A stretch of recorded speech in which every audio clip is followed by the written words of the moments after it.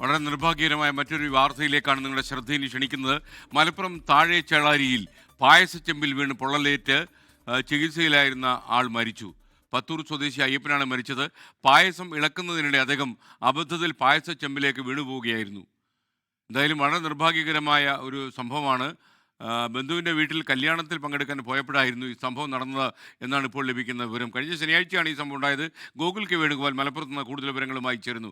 ഗോകുൽ, വിശദാംശങ്ങൾ എന്തൊക്കെയാണ്? കാര്യം പായസം ഇളക്കിക്കൊണ്ട് നിൽക്കുമ്പോൾ പായസച്ചെമ്പിലേക്ക് വീണു എന്നൊക്കെ പറയുമ്പോൾ നമുക്ക് അവിശ്വസനീയമാണ്. പക്ഷേ അത് സംഭവിച്ചു എന്നുള്ളതാണ് യാഥാർത്ഥ്യം. പറയൂ.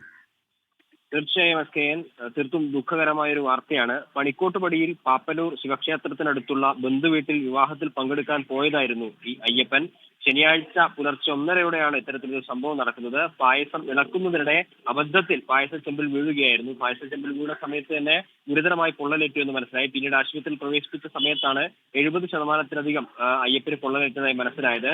കോഴിക്കോട് മെഡിക്കൽ കോളേജ് ആശുപത്രിയിലായിരുന്നു അയ്യപ്പനെ മാറ്റിയിട്ടുണ്ടായിരുന്നത്. അവിടെ ചികിത്സയിലിരിക്കെയാണ് ഇന്ന് വൈകിട്ടോടുകൂടി അദ്ദേഹം മരണപ്പെട്ടത്. ഈ താഴെ ചേളാരി വെളിമുക്ക് AUP സ്കൂളിലെ ബസ് ഡ്രൈവറായിരുന്നു അദ്ദേഹം. മുൻപ് അവിടെയുള്ള സ്വകാര്യ ബസ്സുകളിൽ ഡ്രൈവറായിരുന്നു എന്നൊരു വിവരവും ലഭിക്കുന്നുണ്ട്. മലപ്പുറം താഴെ ചേളാരി പുത്തൂർ നഗറിലെ പുത്തൂർ അയ്യപ്പനാണ് മരിച്ചത്. അദ്ദേഹത്തിന് 55 വയസ്സായിരുന്നു. Okay, thank you.